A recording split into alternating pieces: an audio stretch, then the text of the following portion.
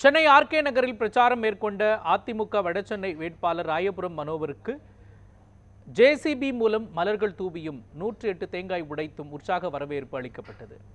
வடசென்னை மக்களவை தொகுதியில் போட்டியிடும் அதிமுக வேட்பாளர் ராயபுரம் மனோ 8வது நாள் பிரச்சாரமாக ஆர்கே நகரில் தீவிர வாக்கு சேகரிப்பில் ஈடுபட்டார்.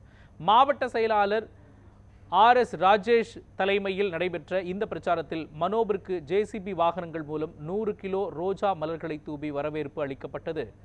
திறந்த வெளி வாகனத்தில் வாக்குகள் கேட்டு மேளதாளங்கள் முழங்க ஏராளமான கட்சித் தொண்டர்கள் இரட்டை இலை சின்னத்திற்கு வாக்கு சேகரித்தனர். தொடர்ந்து மனோவிற்கு பூசணிக்காய் உடைத்தும் 108 தேங்காய் உடைத்தும் நடனமாடி உற்சாக வரவேற்பு அளித்தனர்.